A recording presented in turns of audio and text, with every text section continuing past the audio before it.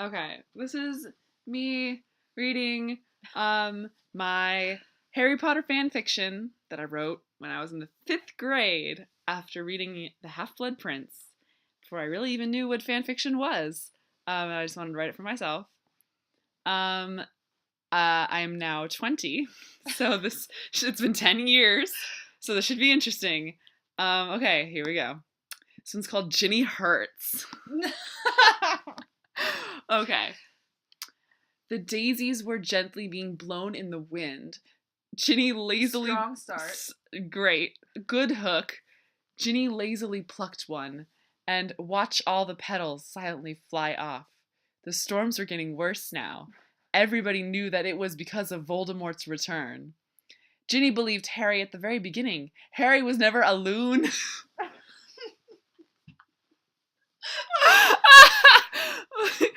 She had a heart saved just for him.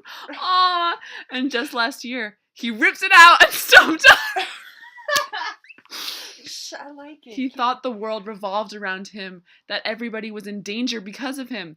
It wasn't true. Ginny knew it, but Harry just wouldn't realize it. It was getting tougher and tougher to talk to Harry. Ginny loved Harry with all her heart. She would die for Harry in a second. Same. She desperately wanted Harry to love her.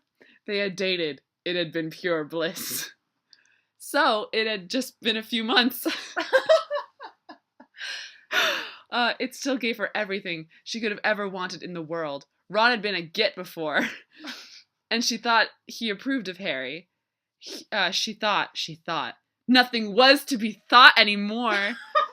Everything just happened so fast, nobody could tell what happened. Ginny got on her back and stared at the gloomy gray sky, her face expressionless. Why? Why would Harry do that? Everyone's gonna get murdered in the end. Why not just get it over with? If everybody was going to die, they should fulfill the lifetime wants now. Ginny knew her lifetime want, and had known it since she was only 10 years old. That was how old I was when I wrote this. You're so deep. Ginny had only ever wanted one thing. Harry. Dick. Rude. I didn't say that. If Harry was hers, life may be better for the both of them, so they could get along the war easier. But no, Harry shunned Ginny out. When Ginny was the only other person that could understand Voldemort fully. She had been entranced with the diary. She knew Voldemort. Yo, I was calling out this shit when I was 10 years old. This was before the Deathly Hallows. Did anybody else but Harry know? Dumbledore was dead, and any personal relationships of Voldemort would be dead, with him murdering them all. Ginny knew Voldemort, when Voldemort did not know Ginny. Harry knew Ginny, Ginny knew Harry. It would have been a perfect match. She could help him, but he pushed her away. Harry was being self-centered. No matter how she looked at it, he was. He was being an arrogant kid. That's all there was to it. A little raindrop hit Ginny's cheek.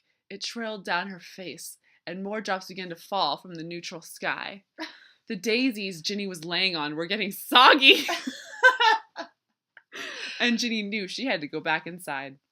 She sighed as she stood up to walk back to the burrow. On the way back, she didn't see even a hint of laughter, not a smidgen of sunlight. Not a smidgen. Not a smidgen. Life was war now. Even the Muggles would be involved. People would have to abandon their homes to fight in the war, with or without magic. Voldemort was part human, or at least that's what Ginny thought.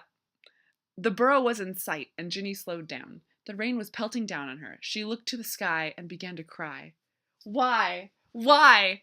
It wasn't fair to Ginny. All Ginny ever wanted was Harry, and she had all but lost him. Where's the kissing session? Almost there. Okay. Why couldn't she have him? She loved him. Did he not love her? He must. But why would they break up? Her head began to hurt. A flash of lightning struck a post nearby. The rain stung against Ginny's cheek. She screamed out into the dark sky. She stalked off towards the burrow. She knew her family would be in there. She dearly hoped that Harry wasn't in the kitchen. She couldn't face Harry right now. She walked into the door, drenched in rainwater. Mrs. Weasley hurriedly went over to her, and with a flick of her wand, the water had disappeared into thin air. Oh, Ginny dear, why were you out so long? Mrs. Weasley asked, concerned. You haven't been sulking again about Harry, have you, darling? Bitch. Ginny looked at her mother with sad eyes. I'm sorry, Mum. It's hard to give him up after what would be a beautiful relationship. I'm sorry I've gone too far, Ginny said, blushing her ears red, one of many Weasley trademarks. Darling, oh, honey, it's okay. I can understand you. Shh, Mrs. Weasley said soothingly to her only daughter. Ginny began to cry softly in her mother's eyes. Oh, Ginny, calm down. Harry made a mistake. He'll come running after you in the end, I know it. Oh, honey, Mrs. Weasley stroked Ginny's hair. Ginny and Mrs. Weasley didn't know it, but somebody else was listening into their conversation. Mom, it hurts so much. I feel so cold inside, Ginny whispered, a tear moving down her cheek. A thump was heard. Ginny shot her gaze over her mother's shoulder with teary eyes to see just a flash of black hair and green eyes bolt up the old creaky stairs. Oh, Wow. So that was the first chapter, and I have a little note at the bottom because that was something that I used to do. And I said, OMG, sucky story alert. I hate my stories because they all stuck like crazy.